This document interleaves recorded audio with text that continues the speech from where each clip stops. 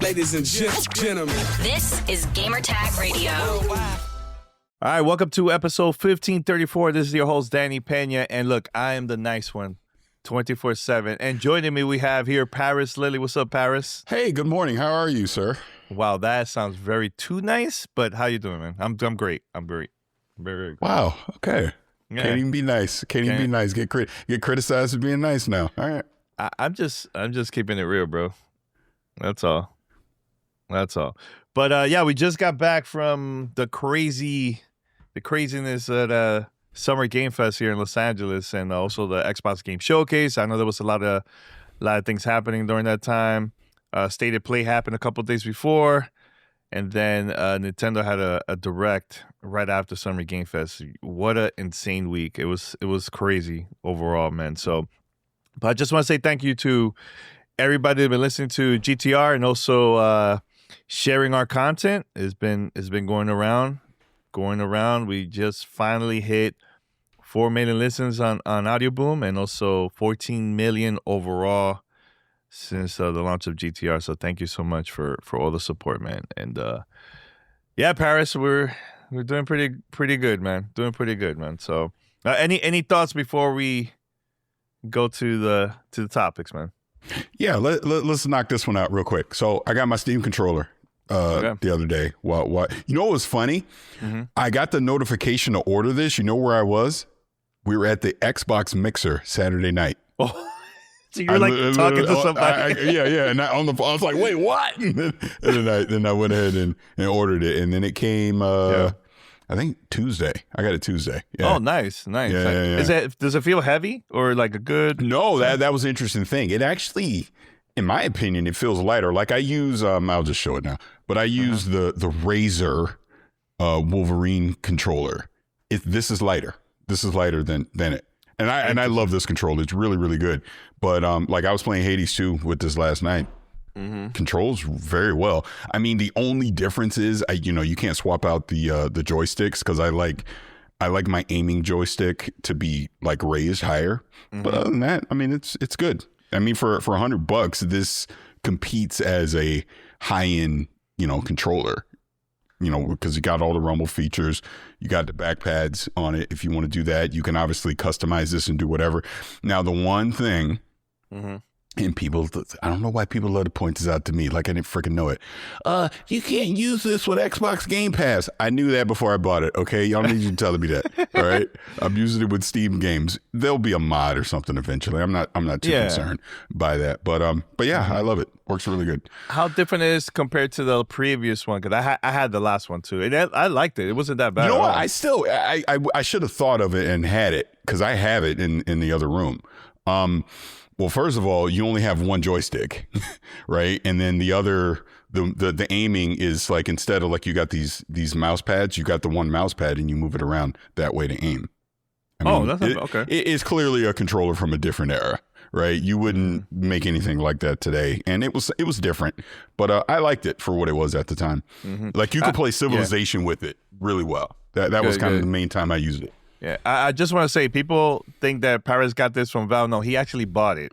So he buy things. He buy things, Hey, Valve ain't giving me nothing. Like, look, we will see how much the Steam machine costs, because I was 100% getting it, bro. I don't think I'm getting it at $1,000. I'm not spending $1,000 on that. I say I'm pausing on that one. I'm like, I might get the Steam frame anyways. I might. But again, it's on the pricing, man. The fact that the Steam Deck is essentially $1,000 now, I'm like, oh my God. Mm-hmm. I am not spending $1,000 on the Steam machine, because I don't need it, number one. Mm-hmm. And it was more of just a novelty thing. Like, oh, hey, cool to have it. But I don't need it, because I was going to put it on my TV in the bedroom. So I don't know. I'm not spending $1,000 on that. So I might punt on the Steam machine. Mm. So Parris, which topic we should start, man? Because there's like a lot. Put it this way, we were like so busy. There was like so much news happening that we were like, wait, in real time. I looked at each other like, yo, bro, what the heck is going on? I mean, we were there at the event during some of these announcements. I'm like, oh my God, this is insane. So I'm gonna start with this one, I think, personally. But You tell me if it's okay or not. I'll start with this one. This is from Mark Wilson07. I believe this is on YouTube. Mm-hmm. GTR, what do you think about Xbox making Gears of War E-Day exclusive? Now, here's the thing. We were there at the Xbox Game Showcase, and we knew that the fans, they were gonna go crazy if they were gonna announce this, live and everything. And the fans they went nuts because of the announcement and everything. And I think it is cool. I personally don't care exclusive or not. I still feel that way, but I do think the most important thing, in my opinion, which I also asked Matt Booty during the interview, it is important about the messaging. As long it doesn't confuse the consumers, I'm all in. But you can't be saying certain things and then change the other, a couple weeks later. It's just going to create confusion for everybody. So, just be real. Just say the truth and make it easier for people to understand why you're doing this. You know what I'm saying? So I feel like Xbox has just been changing for like the past couple of years, and but I'm glad that they're starting slowly to do these things. But for me personally, I'm all about giving people access. I that's me. Not everybody's gonna agree with me, But Parris, how about you, man? Your thoughts? So I'm gonna keep it real right now on all of this because first of all, social media is not a real place, and it's just full of disingenuous people that say a bunch of nonsense and like to clip you out of context and do all these things, or don't actually watch the video but love to make a comment. Because I made a video at right after the Xbox showcase. I was in there. You had other appointments, but I was in the creator pod. Mm-hmm. And showing off the X25, the translucent green Series X. But I took that opportunity to kind of talk about Gears of War being exclusive and them, or console exclusive, and them, dipping their toe back into this. And my whole thing was, if you're trying, and this is what I've said forever, if you're trying to sell the box, then of course I understand why you're doing some type of exclusivity, because it becomes an incentive to buy the box. It was very obvious Microsoft or Xbox a few years ago decided the box isn't that important to us anymore, right? Mm-hmm. Helix was going to be super expensive, boutique, device that not everyone was going to get. They were trying to make sure, again, because as Asha Sharma said, they're now the second largest publisher in the world. We need access points. We got to make sure our games in many places as possible, which is obviously what the previous administration was doing. Now, I said, hey, start putting Halo and all that. I get it's going to be freaking weird. I understand the core fans are not going to like that. Totally understandable. But I want to be crystal clear right now. Mm-hmm. I don't care about exclusives. I think exclusives are bad. I do. So please clip this in full context as I say this. I don't like exclusives. I get why there is exclusives. I understand the business reasons for doing it, but play where the frick you want. Why do I care? I literally don't care. So I'm bringing that up because of course, the weirdos online, when they announced this, all of a sudden tagging me and stuff. And I was like, in my opinion, it ain't changed. Why do you think my opinion changed? My opinion hasn't changed either. Yeah, at all. Yeah. You can play where you want. Like I said, I don't fault any first party IP, first party company. Do whatever you want with your IP. My main thing is I don't think any third party game should be exclusive. That's ridiculous. And look, Square agrees with me because that next Final Fantasy VII, they're like, look, this is everywhere. Day one. They ain't playing. But that's my point. So PlayStation can do whatever the frick they want with their IPs. Xbox can do whatever the frick they want with their IPs. You're the customer. You decide where you want to play. And my whole point these past couple of years has been, as Asha Sharma has now publicly acknowledged, all this stuff costs too much. All of it. It is not reasonable to think the average person is going to spend thousands of dollars on hardware and the games and the subscriptions and all this.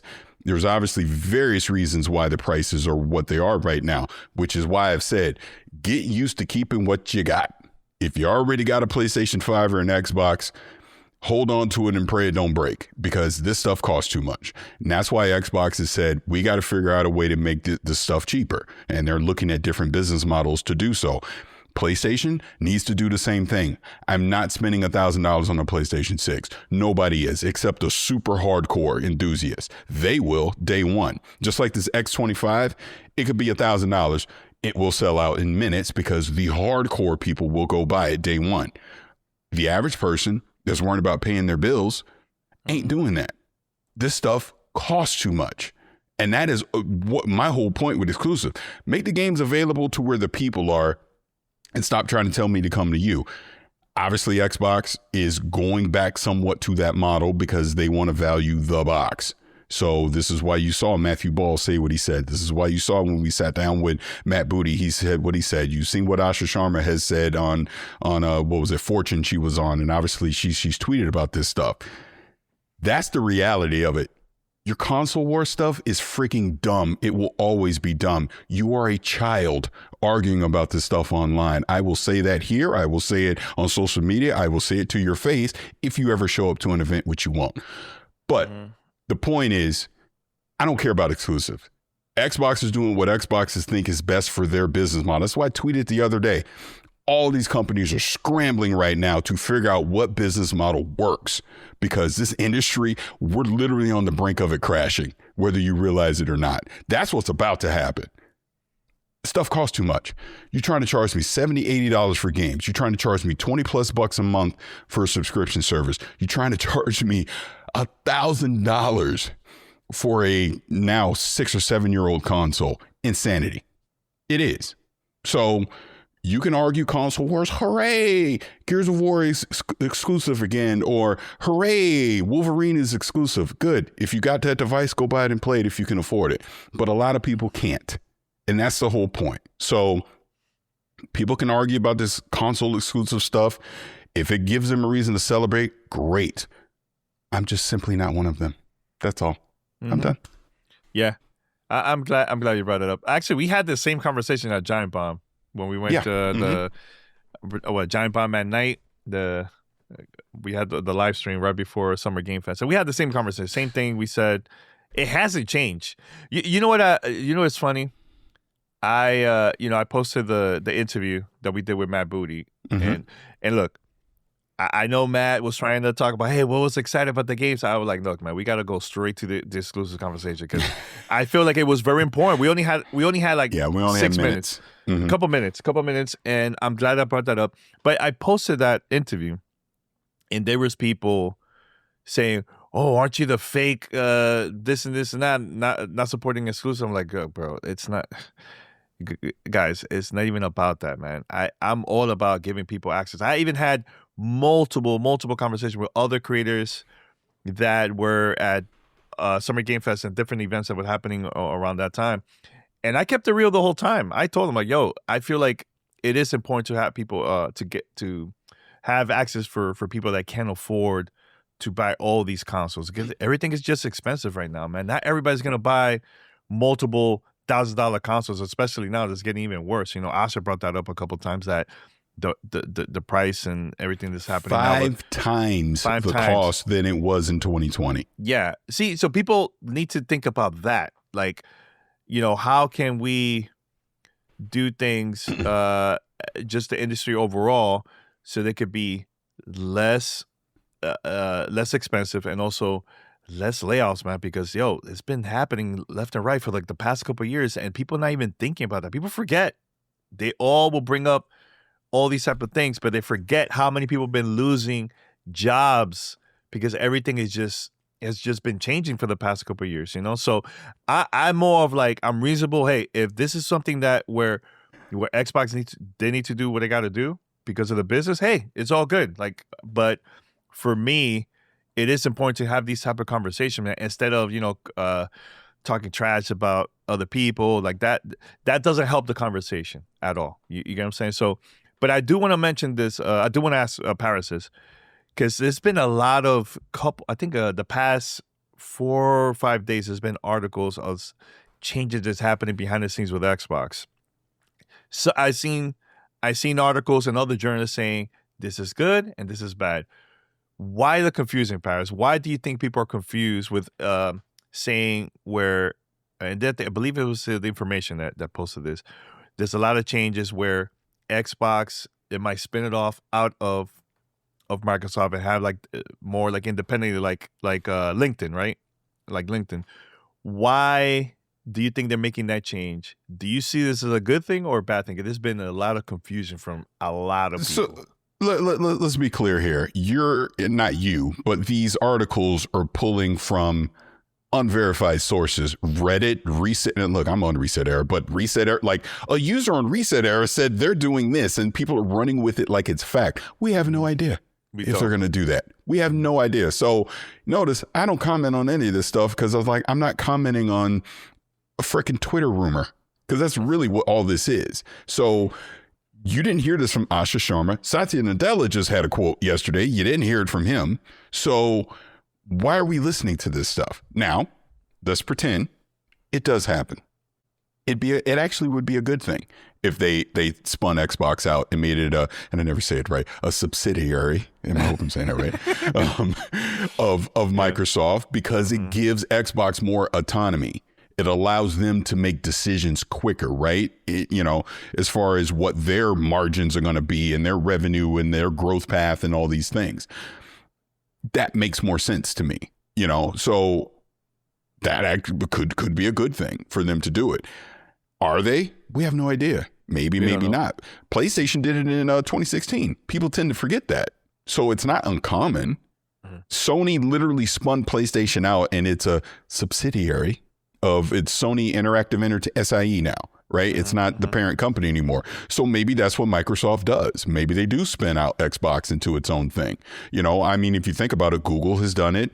Facebook, which is now Meta did it. And now Facebook is a subsidiary of that, right? So, okay, let's see how it works. Clearly, see, here's the thing. Asha, again, was very transparent about the margins at 3%, which is not great. The fact that, ironically enough, you know what came out of all of this?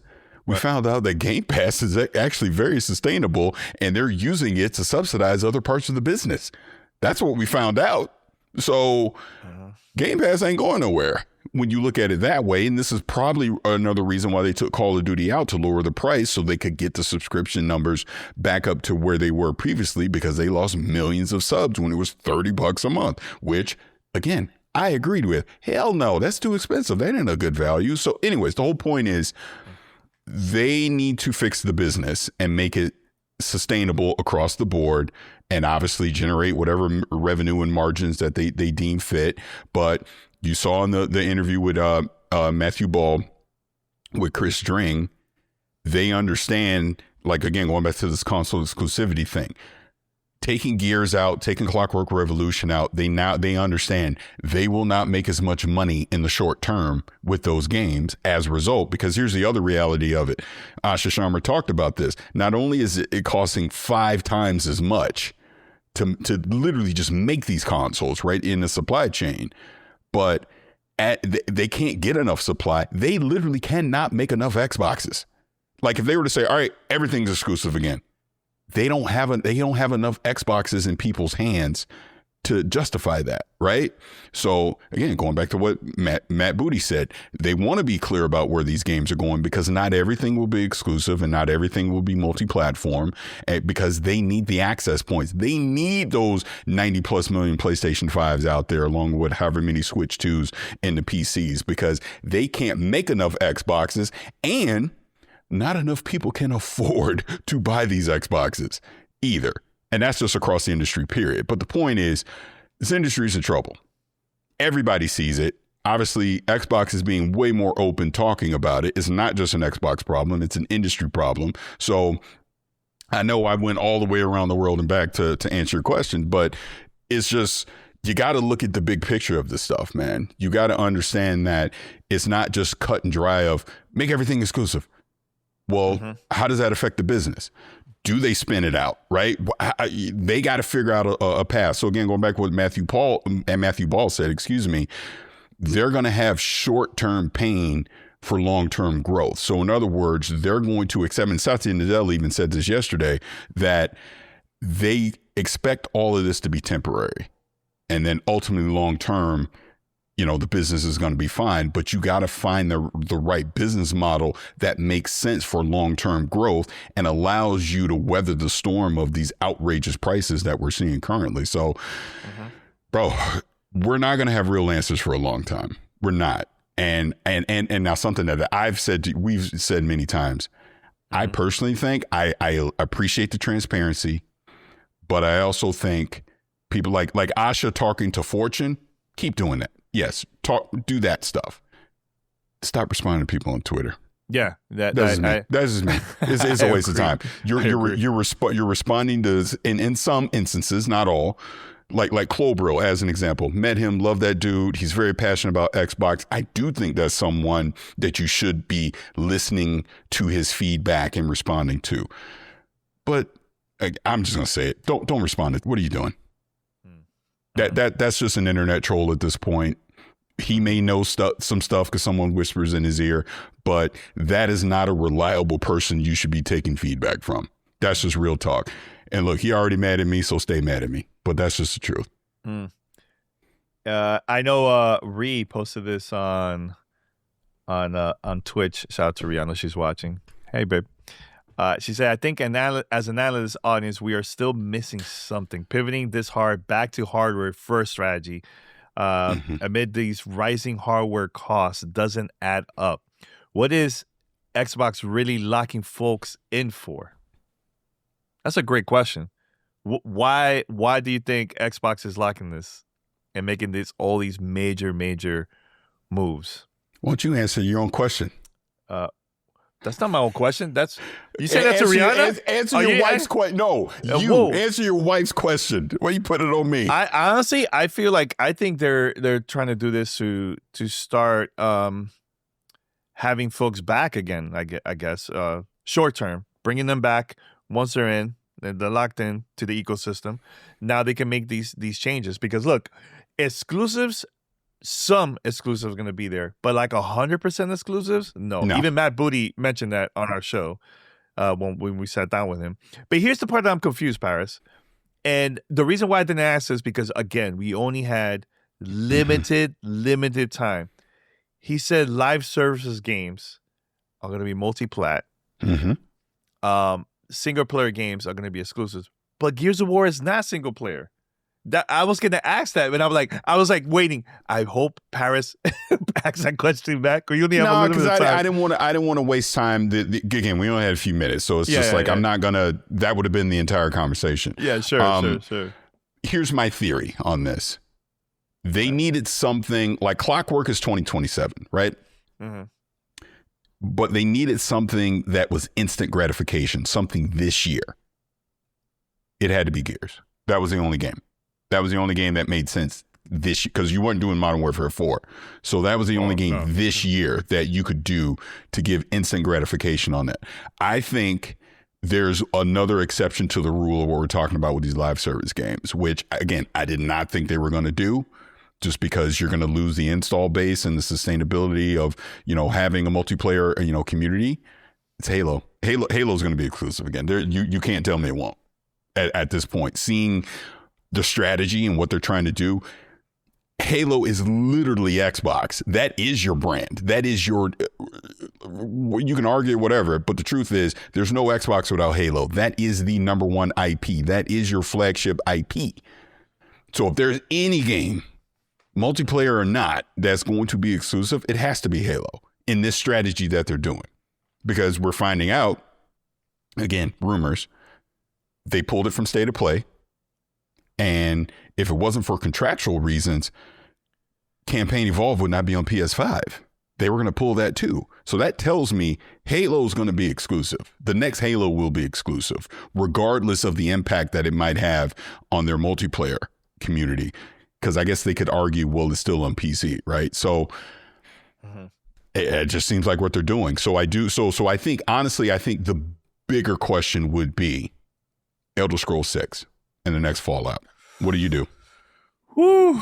That's the bigger question. If you're really trying to get people to buy the box, Elder Scrolls 6, it's not GTA 6 level but it's damn close. You know what I mean? So that if there was ever an opportunity for them to say, hey, we want an IP that is a quote unquote system seller, it would be Elder Scrolls 6.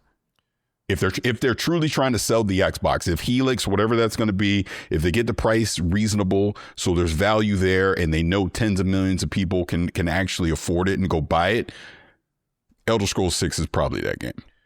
Shout out to Captain Chats. He's posted this. He posted, Gears is a single-player game with a multiplayer mode. It's not a live service game, though. Nah, but they're doing seasonal content. I think there's a battle pass to it. So that's what this is what we're talking about. Because I get that point, because I thought of that too. But I was like, actually, they're doing seasonal and battle passes with it. So again, in that scenario, you would want as many people to have access to the multiplayer as possible. So look, let's keep it real. It was going to be on PlayStation 5, whether they'll ever admit it or not. It was going to be. This is obviously new leadership coming in and making that decision for it not to be. And that's why I say, again, I think with that mindset, Halo even more so than Gears would make sense that, no, we're not putting it on PlayStation or Switch. Yeah, keep up with the questions. I have some voicemails here, but I want to access to Parris because I personally think I have a theory. Answer your own question. I don't even know what you're about to say. Answer your own question. I was going to answer the question. I was going to answer the question before asking you, dumb. So here's the thing. I know Nintendo Direct showed a lot of cool things. And Kingdom Hearts 4 and all this stuff. And at the end, showed Legend of Zelda Ocarina of Time. Right? It says 2026. Here's something I'm about to say, and you probably might agree with me. I think this game, because it's just Nintendo, because it's just they don't care. I know what you're going to say, and I agree, but go ahead. I think they're going to release this game in November, bro. Yep. They 100% are. Nintendo don't care. November. They don't care. Look, Nintendo will say November 19th. They'll do it. Same day. They'll do it. They don't care.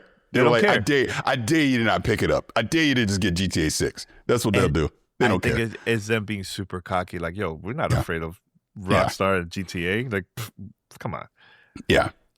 I seriously do think November, though. I do. I've thought that, since they announced it, I was like, oh, they're going to put this in November. Yeah. They don't care. I'm serious. I can see it. They really don't care. Yeah. And look, I will fully admit, I'm telling you right now, and I'm not. This isn't hyperbole or anything. Yeah. If I have to choose, I'll get that Ocarina of Time before I get GTA 6. You know what? 100%. And I know GTA is going to be good. Like, it's not but yo, something about that game. Bro, let me tell you. I was, scrolling TikTok and other places. That was the game that had the most reactions of people crying that I ever seen. Yes. Like, that game is so impactful when it came out back in the late 90s. It's like, I remember going through so much just to find that game in stores. Like, I couldn't find it. It was sold out everywhere. And I went during my lunch break and I found it at Best Buy, the gold version, the gold cartridge version. I was like, oh, game changer. Yeah, go ahead. Rihanna in the chat is saying exactly what it should be. And this is probably Nintendo's thinking.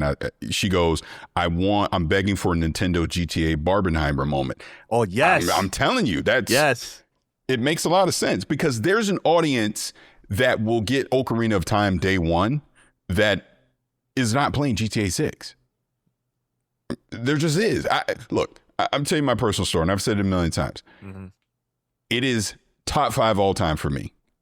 And that was the first game in this current internet era that we're in. I remember 97 being on like forums and stuff and reading about it, and Nintendo Power would come out and Miyamoto's talking about it, and like there was so much hype for it.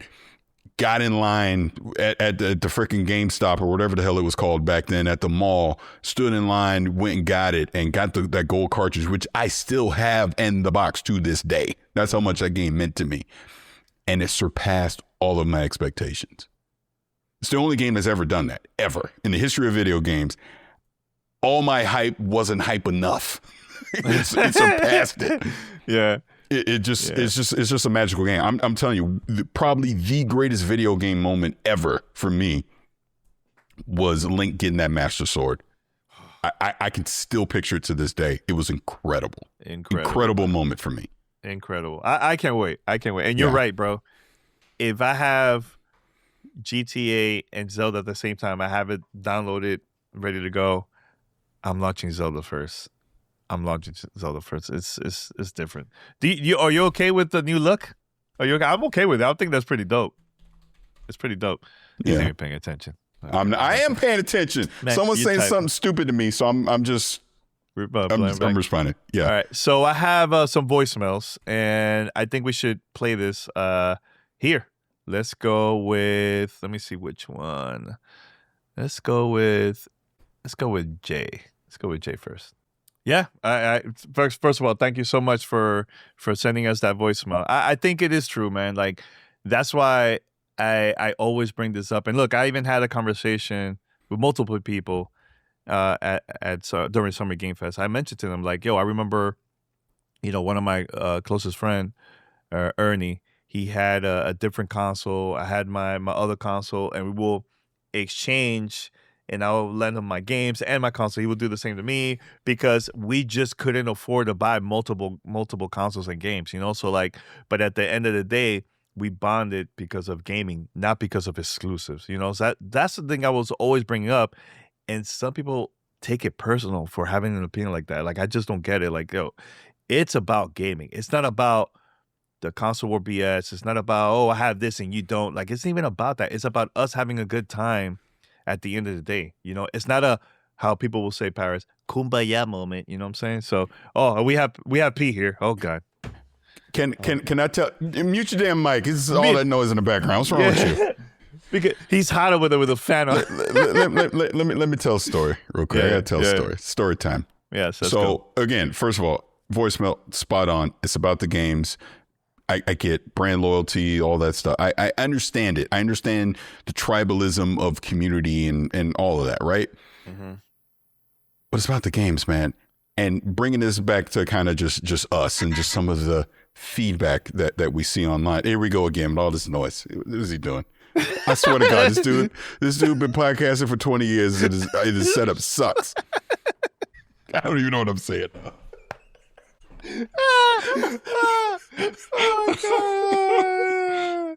Oh my God. Here's a story I want to tell. Yeah. So like I said, I posted the video earlier this week when I was at the Creator Lounge, and I think the title I said, I was like, Xbox console exclusives is just the beginning or something. I said, that's just the title. I normally don't read the comments. I went and read the comments. I saw this one where this guy is like literally trashing me in the thing, right? And just all these insults and disrespectful. You know me. Hey, we could hop on the camera. We could hop on Discord. We could talk about this right now. So you can explain to me all this, right? Mm-hmm. He took me up on my offer. Good, well, that's good. Because, look, 90% of the time these dudes, they run away and you never hear from them. I always appreciate when someone will actually talk to me. Mm-hmm. We got on Discord, on camera. He lives in the UK or Ireland or UK. And we talked.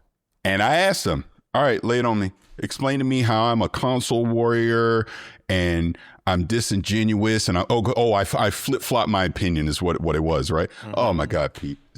What are you doing? Every time you call me, just wait. This is what I hear. This is what I hear.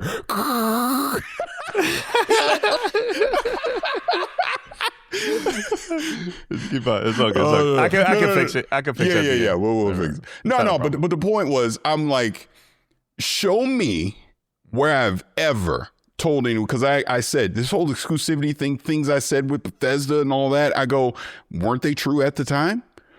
Yeah. I go, so they obviously changed, right? So what was so wrong with what I said? And I go, if you even go back to what I said then, all I said was, I understand why they do exclusives. Doesn't mean I'm a fan of it. So how is that me flip-flopping? Because I still don't agree with exclusives, right? And then I said, did you watch the video? No, I didn't watch it. Oh, so you just on social media just flapping your lips and you don't actually listen to what I said. Because if you watch the video, I wasn't celebrating that Gears was exclusives. I was talking about this is probably why they did it. You know what I mean? Mm-hmm. And then just to come out of the whole conversation, admitted He's watched us here on Gamertag Radio. He's watched me on Kind of Funny. He's watched me host stuff on IGN, the showcase, like all these things, right? Brought up the goddamn yellow chair. In other words, he's followed everything I do. And guess what he said? Man, I really respect all the work and the things that you do. I go, then why are you talking online? Seriously. Explain that to me. Explain to me how that's beneficial. And you want to know what he said? What?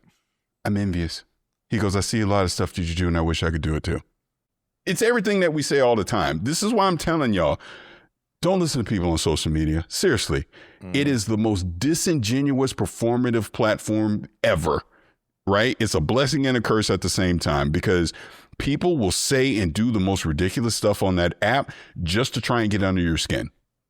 Because it's some form of envy of, hey, why is he doing it and I'm not? And blah, blah, blah, blah, blah. That's all it ever is. So I'm saying all that to just say, with the voicemail that came out, focus on the games, man. Stop worrying about, is it PlayStation, Xbox? If you got them all, fantastic. If you don't, I understand your frustration of wanting to play a game that isn't available on your platform, which is the exact point I've been making this entire time.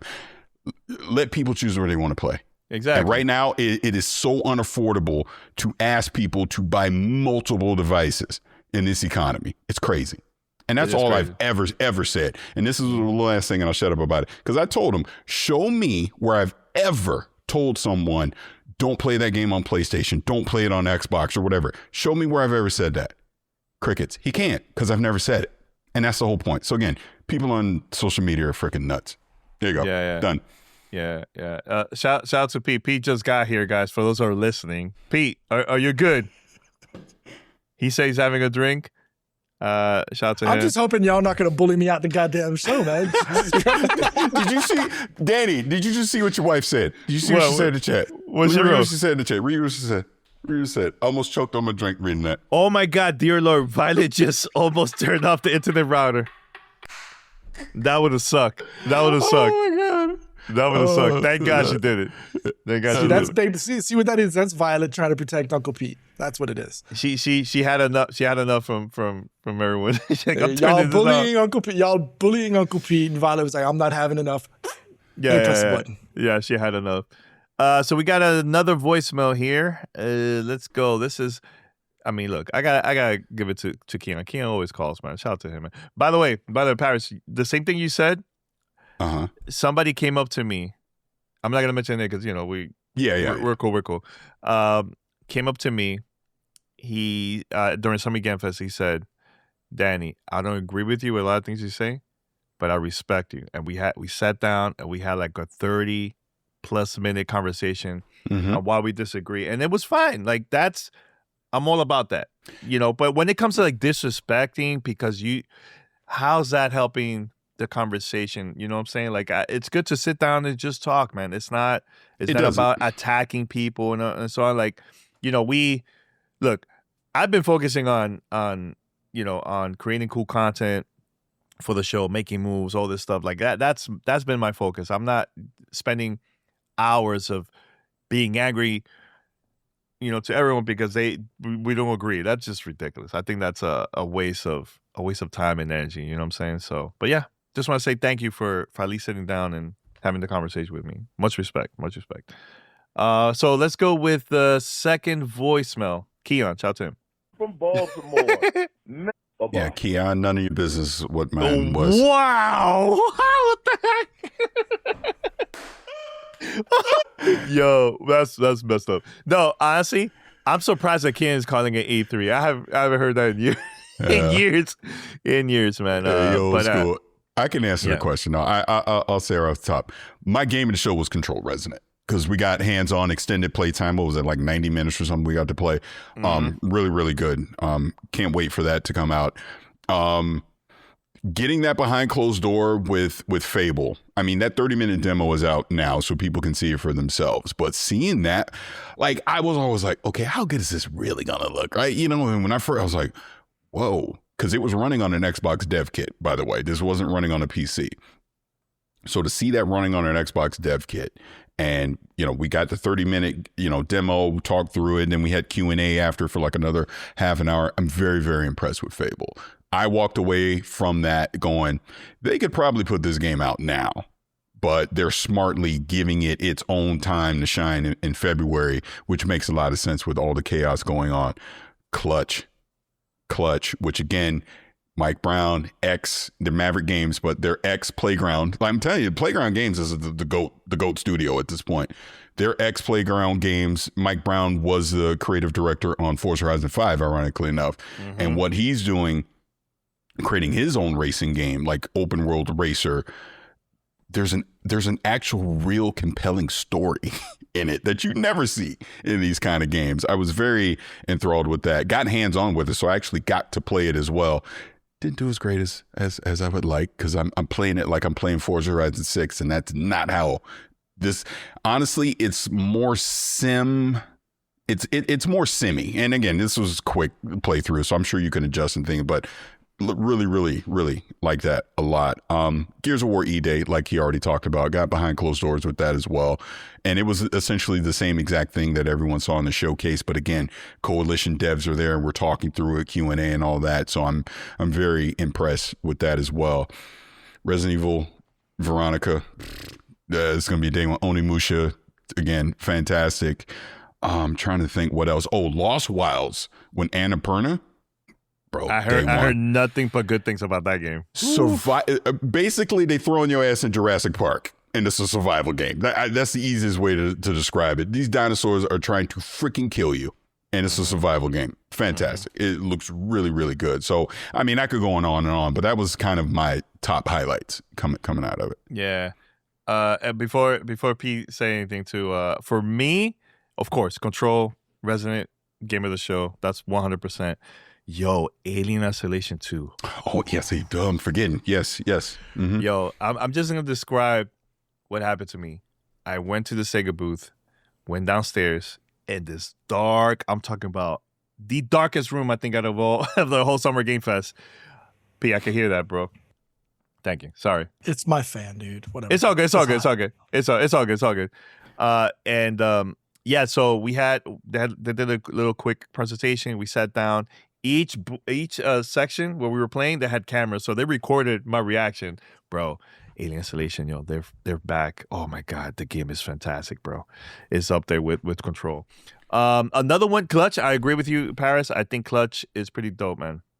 The story is very interesting. The game looks beautiful. I think it's the most good, like greatest graphics I've seen in the game. Unreal 5. It looks fantastic. You know what game really surprised me? Because I went there, I'm like, yo, Sonic Pico Park. I was not expecting that game to be good, bro. And I sat down with other people, and it was so much fun because we played co-op, so we had to like solve puzzles together. You know what I'm saying? Like the game is phenomenal. I think you should definitely check it out when it comes out. Another game that you didn't mention, Parris, that I also went to the Empire to see, Silent Hill Townfall. Ooh, it is good, bro. Good. Another one that surprised me. This is from an independent studio. Blood Dungeon. Think of it as like Vampire Survivors mixed with like Metrovania, that type of vibe. Yo, the game is fantastic. You could download the demo right now on Steam. It's available there, so make sure to check it out. There's other games I'm still under embargo, which I have to wait until it's available. But it was a great Summer Game Fest, man. And also being there, at a show like the Xbox Game Showcase and seeing like the fans and people excited about the announcements, like, and also the exclusive announcement, all that. I think that was really cool to experience that being there, So it's not the same when you're watching it at home, So, Pete, was there any game that stood out to you from all the games that you got to see here and there I know you were not at Summer Game Fest, but go ahead. So outside of the big ones, right? Control, Resident, big time. Wolverine, I loved. E-Day actually got me back into wanting to play Gears of War again. To be honest, wasn't super impressed by the new God of War Lofi, but it's got time to marinate and bake, I'm sure. The one game though. Wow, what? I'm the shill without a PS5. That's me. Know, right? Well, that's the point. You're an Xbox shill. You no, don't he's have a PC. He's a PC. I'm a PC shill. I'm a PC shill. No, we got to keep the narrative straight. You can't say that. No, that's true. Okay. Well, then just for that, I've been informed by my wife because I do have a 20th anniversary coming up at the end of the month. guess who's getting a PlayStation 5? Ooh, congratulations, Pete. I know. When was the right? last time you had an actual console? It's been a while. I was still living in the United States. Oh wow. That's like, it'll be 7 years in October, right? So let's put it that way. Also, it was pre-pandemic. No, Parris, shut up, Parris. No, you can't talk. Let him talk. No, Let him talk, Parris. No. You've been talking so much. I raised my hand. I didn't say nothing. No, but the game that actually did step, it did, it caught my eye, and I've been very, very intrigued by it. Was Blood Message. And I'm glad, Danny, I'm glad you didn't say it, because when you kept like naming and rattling off names of games, I was like, God damn it, he's going to take my freaking game. But that was the one that stood out for me. So if you really think about it, it's like it gives Last of Us, God of War, Uncharted vibes, but set back in China, like in 800 or something AD.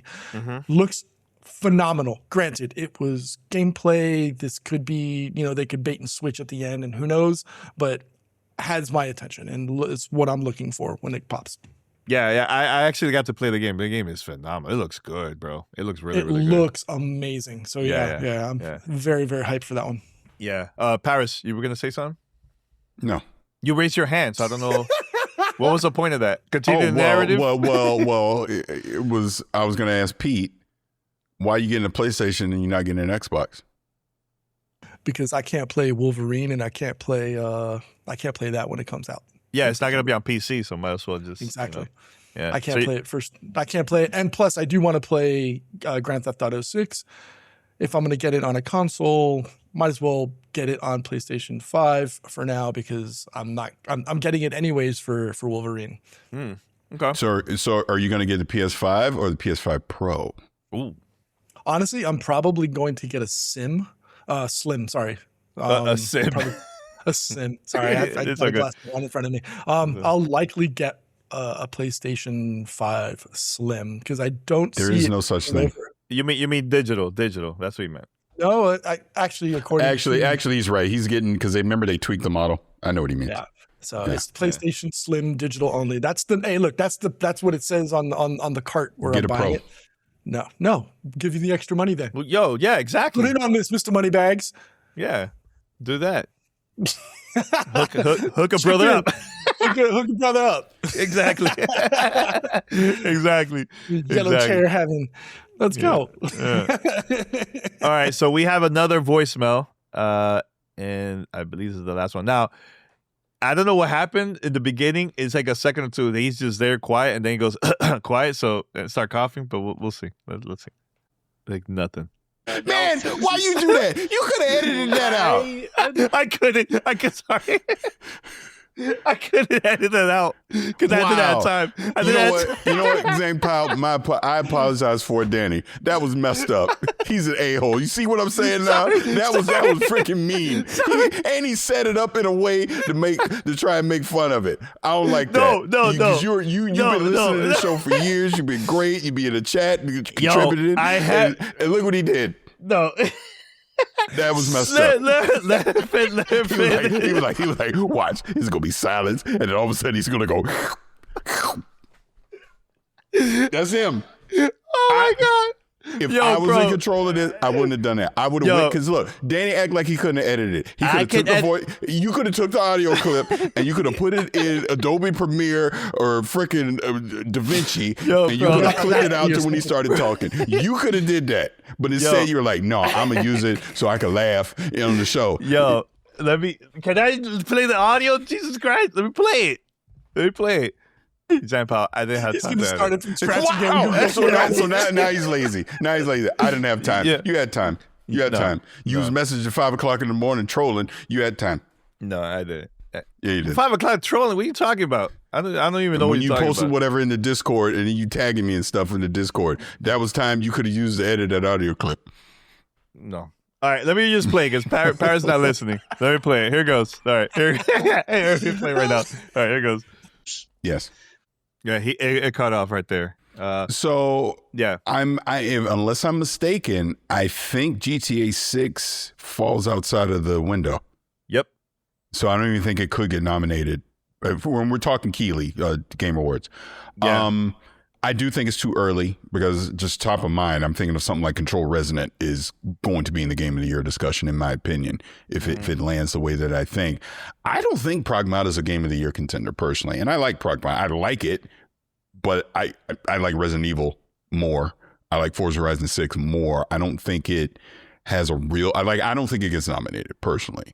It might win in another category or something. And to his point, I don't think Resident Evil.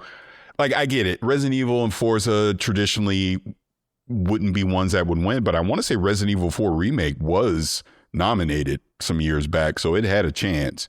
And I think if there's a year that a racing game could win, this is the year. I think Forza Horizon 6 is that good. But it's still too early because we're only halfway through the year. There's still a ton of stuff that's coming out. So we'll see. Yeah.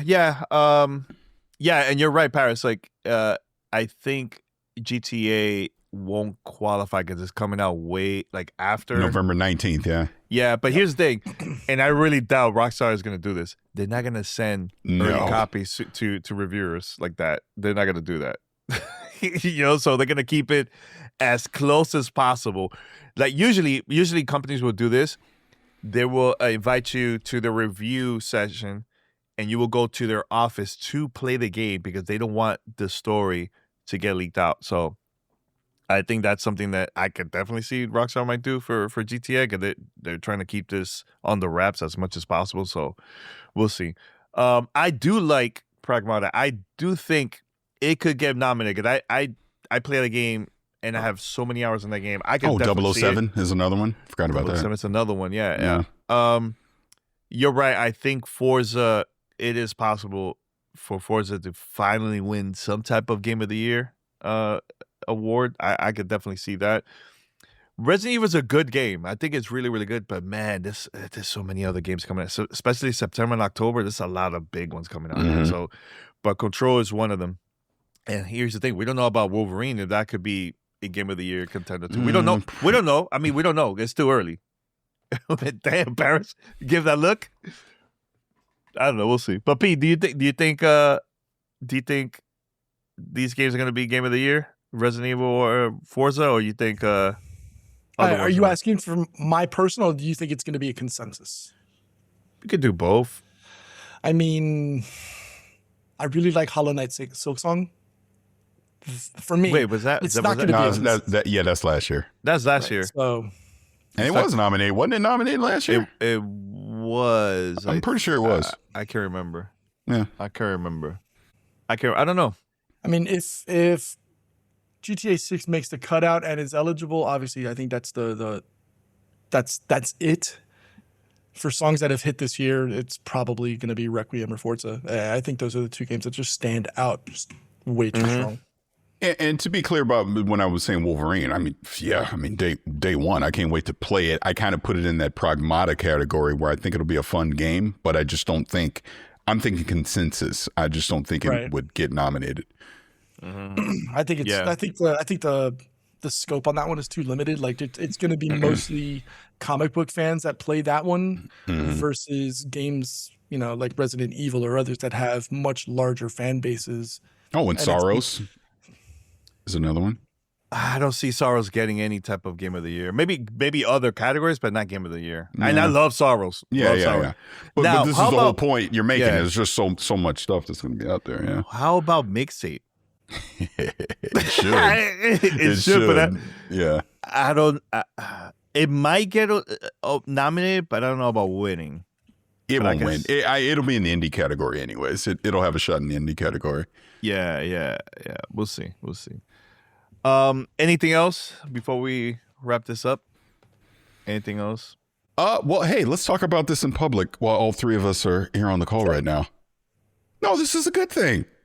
I'm worried. I don't know what I was going to say. I have no idea what he's going to say. It is. Both you and I are now 95% confirmed we're going to Gamescom this year. Yeah. So, Pete, and we'll talk about it more offline. I plan on extending my trip out, and I'm actually going to come down to the Alps, and I'm going to come spend some time with Pete. It's going to be great.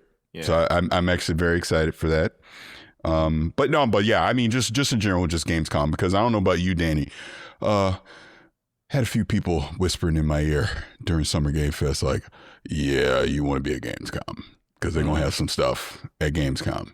So I'm actually very excited. I'm excited for you because this is going to be your first time going to just Germany, period, but going to Gamescom. I'm telling you, you're going to fall in love with Cologne, dude. Cologne is such an awesome city. And like I saw people saying to you in the comments, you are not ready for that convention center. I'm telling you now, you're going to be in shock at how big that thing is. When I tell you they get over 300,000, damn near 400,000 people through that convention center for Gamescom, you'll see why.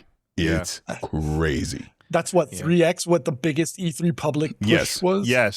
So, 3 times that. Really, but at really least it's more 4x. but more organized than E3. The E3 is just chaos. It's not as well organized compared to Gamescom. But thanks to the organizers for giving me the opportunity. I've never been there before, so this is gonna be my first time going over there. And I wish I could extend my trip to be with my brothers, but like I can't leave my wife alone for that long. It's getting close to new baby season. So but hopefully in the future we could travel over there and spend some time together and everything. But the part that I'm really excited, because I do miss that E3 excitement. Like I do miss that. I love Summer Game Fest. Don't get me wrong. I think it's easy to cover games and so on. It's not as chaotic like E3, but I do miss that excitement, man. Remember Parris going into E3, hear the boom, boom, boom, and everything is just loud and crazy. I miss those days, man. So and that's what it is. It's gonna take you back to them days for sure. Yeah. So it's gonna be really cool. I'm gonna try my best to record as much as possible. There might be some opportunities for interviews that a couple people came up to me, so we'll see. Still early, but I'm very excited. I'm very excited to do this, man. And hopefully I have the same flight with Parris too. That would be cool. He can show me how to get out from the airport to go to Cologne. Like I have no idea. He just scared me with one thing. You know what? After show, I have to tell the story. We'll do it in the after show. I won't do it on there. But I got to tell you a travel story from last year. My God. Go. Oh, you're not gonna say it until later. Oh, I do it after show. We do it after show. After show. Okay. I'll start cussing. Yeah. But that part I'm very excited about, just to see how it is, and then just see everybody there, man. Because there's people that can't travel to the States to go to Summer Game Fest, but they're gonna be at Gamescom, so that's gonna be awesome to see people there, man, and everything. So, and their Xbox is doing Fan Fest there as well, so hopefully we can sneak into that and see it. Because Major Nelson, because I think he's openly said this, but Major Nelson's hosting every Fan Fest that they're doing the rest of the year. Honestly, he's the perfect person to do of course, for this type of thing because of the history and everything, So, Yep. but I just want to say, everyone, thank you so much for listening. Thanks to Pete and Parris for joining us over here. And here's the thing, we're gonna take a couple weeks off from the live stream. There might be some content here and there because there's a lot of stuff happening behind the scenes. I gotta travel and do a couple of things, and also I need some time off, man. It's just been chaotic. But I'm very excited for what's next. I'm excited to Gamescom. Thank you, everyone, for still listening to GTR. It's crazy. Over 4 million now on Audio Boom, 14 million overall. Thank you so much for the support and everything, man. And stay tuned. We have more content. Actually, I have a couple recorded stuff that I haven't released yet from Summer Game Fest because I'm still under embargo. But be on the lookout for the podcast coming out very, very soon about that. So we're gonna continue here with the after show. And we're out. Take care.